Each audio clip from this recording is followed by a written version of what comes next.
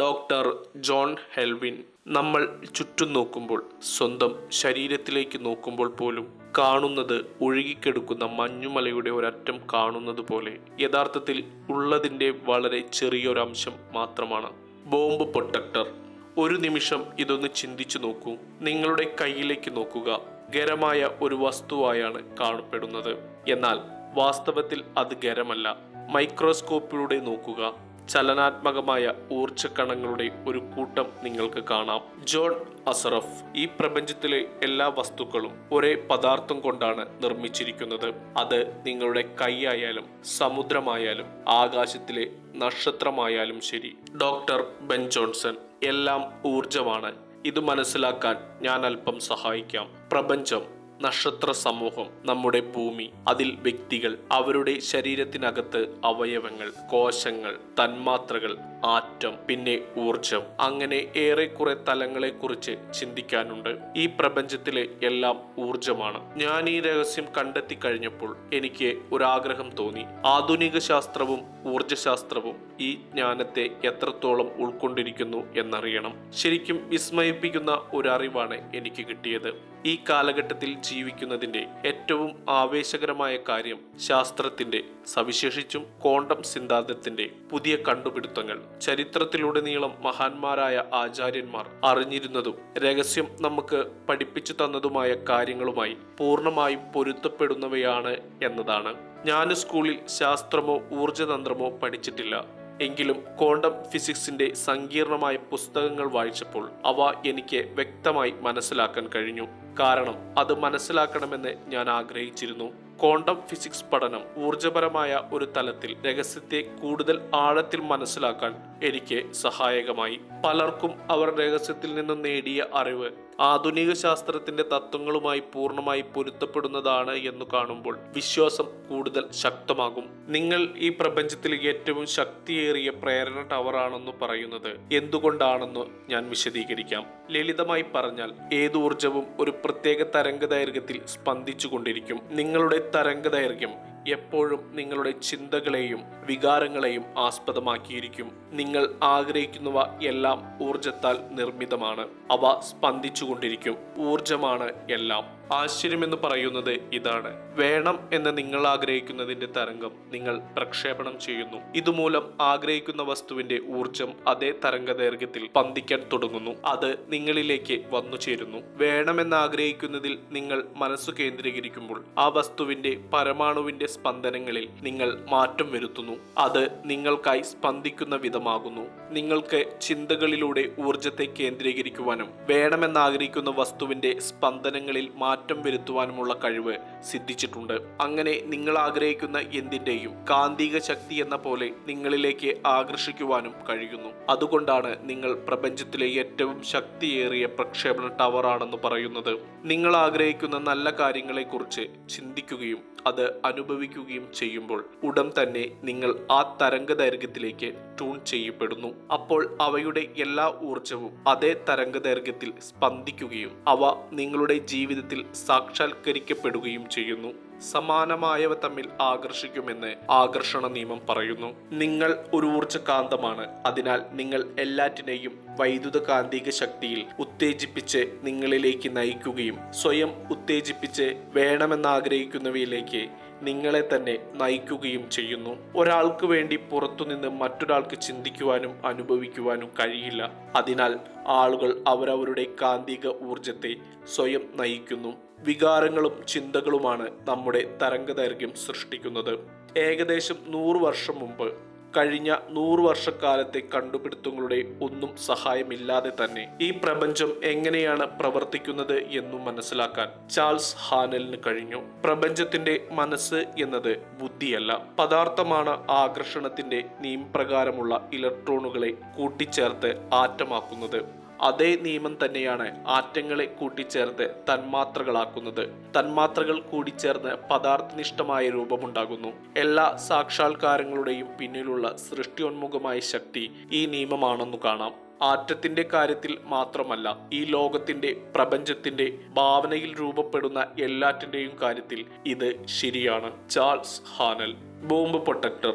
നിങ്ങൾ ഏത് നഗരത്തിൽ താമസിക്കുന്ന ആളായാലും ശരി, ആ നഗരത്തിന് മുഴുവൻ ഒരാഴ്ച വെളിച്ചം പകരാൻ ആവശ്യമായ അത്ര ശക്തി നിങ്ങളുടെ ശരീരത്തിൽ അന്തർലീനമായിരിക്കുന്നുണ്ട്. ഈ ശക്തിയെക്കുറിച്ച് ബോധവാനാകുമ്പോൾ നിങ്ങൾ വൈദ്യുതി പ്രവാഹമുള്ള കമ്പിയായി മാറുന്നത് പോലെയാണ്. ഈ പ്രപഞ്ചം ഒരു വൈദ്യുതി കമ്പിയാണ്. ഈ ലോകത്തെ എല്ലാവരുടെയും ജീവിതത്തിലെ എല്ലാ സന്ദർഭങ്ങൾക്കും ആവശ്യമായ ശക്തി അതിൽ പ്രവഹിച്ചു കൊണ്ടിരിക്കുന്നു. വ്യക്തിയുടെ മനസ്സ് പ്രപഞ്ചത്തിനെ സ്പർശിക്കുമ്പോൾ പ്രപഞ്ചത്തിലെ ശക്തി മുഴുവൻ വ്യക്തിക്ക് പകർന്നു കിട്ടുന്നു. Charles Haanel. James ray.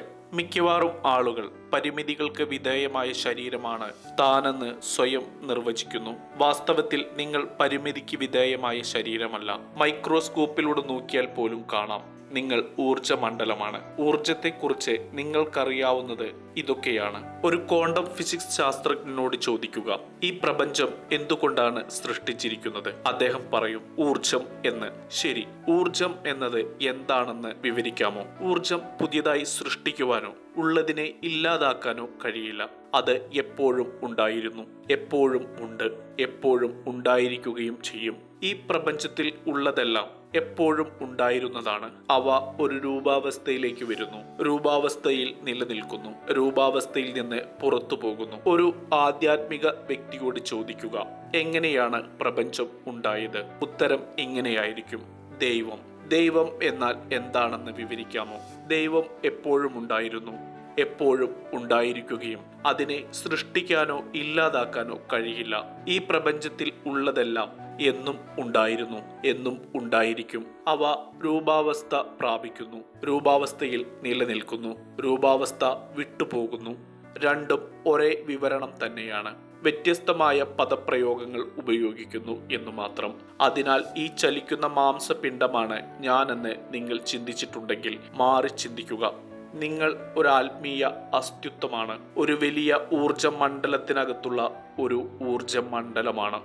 ഇതെല്ലാം ചേർന്ന് എങ്ങനെയാണ് നിങ്ങളെ ആത്മീയ സാന്നിധ്യമാക്കുന്നത്? എൻ്റെ അഭിപ്രായത്തിൽ ഈ ചോദ്യത്തിനുള്ള ഉത്തരമാണ് രഹസ്യം നമുക്ക് നൽകുന്ന ഏറ്റവും വിശിഷ്ടമായ പാഠം. നിങ്ങൾ ഊർജമാണ്. ഊർജത്തെ സൃഷ്ടിക്കുവാനോ നശിപ്പിക്കുവാനോ കഴിയില്ല. ഊർജം ഒരു രൂപത്തിൽ നിന്ന് മറ്റൊരു രൂപത്തിലേക്ക് മാറുക മാത്രമേ ചെയ്യുന്നുള്ളൂ. അതാണ് നിങ്ങൾ.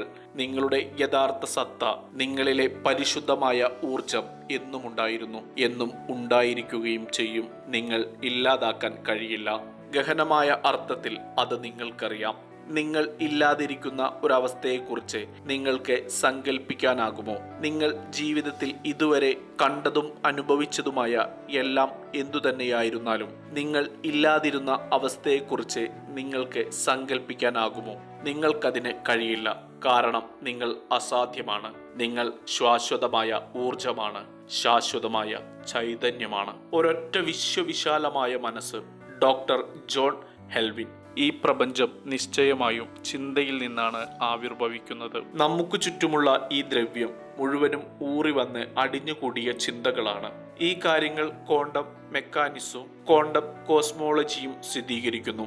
ആത്യന്തികമായി ഈ പ്രപഞ്ചത്തിന്റെ സ്രോതസ് നാം തന്നെയാണ്. അനുഭവങ്ങളിലൂടെ നാം അത് നേരിട്ട് മനസ്സിലാക്കി കഴിയുമ്പോൾ നമുക്ക് നമ്മുടെ ആധിപത്യം പ്രയോഗിക്കുവാനും നാം കൂടുതൽ നേട്ടം ആരംഭിക്കും. എന്തും സൃഷ്ടിക്കുവാനാകും. ആത്യന്തികമായി പ്രപഞ്ചത്തെ ചലിപ്പിക്കുന്ന ഈ പ്രപഞ്ചിക ബോധമണ്ഡലം തന്നെയായ നമ്മുടെ അന്തർബോധത്തിൽ നിന്ന് എന്തും അറിയാൻ നമുക്ക് കഴിയും. ആ ശക്തിയെ പോസിറ്റീവായാണോ നെഗറ്റീവായാണോ നാം ഉപയോഗിക്കുന്നത് എന്നതിനെ ആശ്രയിച്ചാണ് ആരോഗ്യത്തിലധിഷ്ഠിതമായ ശരീരത്തെയും നമ്മുടെ ചുറ്റുപാടുകളെയും നാം രൂപപ്പെടുത്തുന്നത്. അതായത് നാം തന്നെയാണ് വിധാക്കൾ. കേവലം നമ്മുടെ വിധിയുടെ മാത്രമല്ല, ആത്യന്തികമായ ഈ പ്രപഞ്ചത്തിന്റെ ഒട്ടാകെ ദാതാക്കൾ നാം തന്നെയാണ്. ഈ പ്രപഞ്ചത്തിന്റെ സ്രഷ്ടാക്കളാണ് നമ്മൾ. മനുഷ്യനിൽ അന്തർലീനമായിരുന്ന ശക്തിക്ക് യഥാർത്ഥത്തിൽ അതിരുകളില്ല.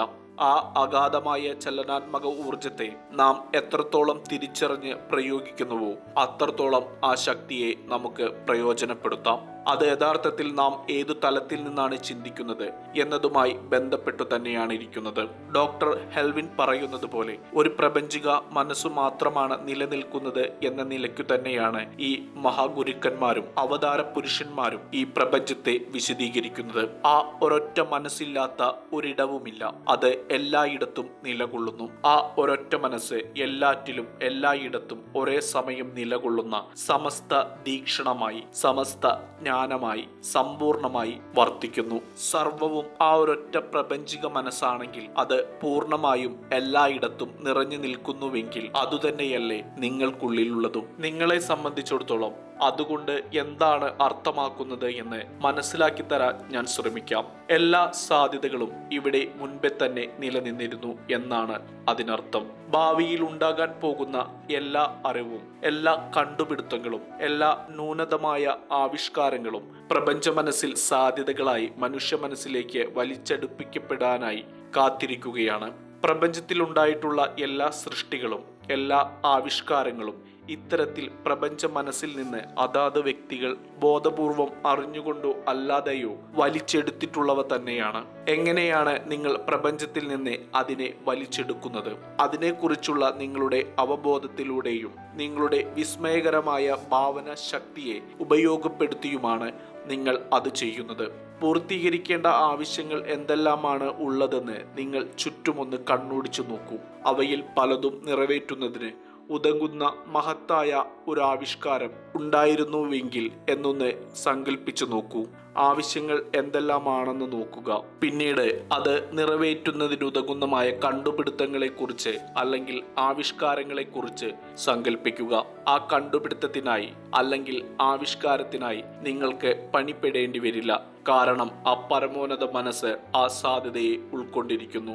നിങ്ങൾ ചെയ്യേണ്ടത് ഇത്രമാത്രമാണ്: ഒരു പ്രത്യേക ആവശ്യം നിറവേറ്റുന്നതിനുതകുന്ന ആവിഷ്കാരത്തെ പറ്റി സങ്കല്പിച്ചുകൊണ്ട് അതിൻ്റെ ഫലപ്രാപ്തിയിൽ മനസ്സിനെ ഏകാഗ്രതമാക്കുക. അപ്പോൾ നിങ്ങൾക്ക് അത് യാഥാർത്ഥ്യമാക്കാനാകും. നിങ്ങൾ ആവശ്യപ്പെടുകയും അനുഭവിക്കുകയും വിശ്വസിക്കുകയും ചെയ്താൽ നിങ്ങൾക്ക് ലഭ്യമാകും. ഒരു ചെറിയ വിരൽ സ്പർശം കൊണ്ട് നിങ്ങളിലേക്ക് എത്താനായി ആശയങ്ങളുടെ അളവുറ്റ ശേഖരം തന്നെയുണ്ട്. എല്ലാറ്റിനെയും നിങ്ങൾ നിങ്ങളുടെ പ്രജ്ഞയിൽ ഉൾക്കൊണ്ടിരിക്കുന്നു. ദിവ്യ മനസ്സ് എന്നത് മാത്രമാണ് ഒരു യാഥാർത്ഥ്യം. ചാൾസ് ഹാനൽ. ജോൺ അസറഫ്. നാം എല്ലാം തമ്മിൽ പരസ്പരം ബന്ധപ്പെട്ടിരിക്കുന്നു. നാം അത് കാണുന്നേയില്ല. പുറം അല്ലെങ്കിൽ അകം എന്നൊന്ന് ഇല്ല തന്നെ. പ്രപഞ്ചത്തിലുള്ള എല്ലാം പരസ്പരം ബന്ധപ്പെട്ടിരിക്കുന്നു. അത് ഒരൊറ്റ ഊർജമണ്ഡലമാണ്.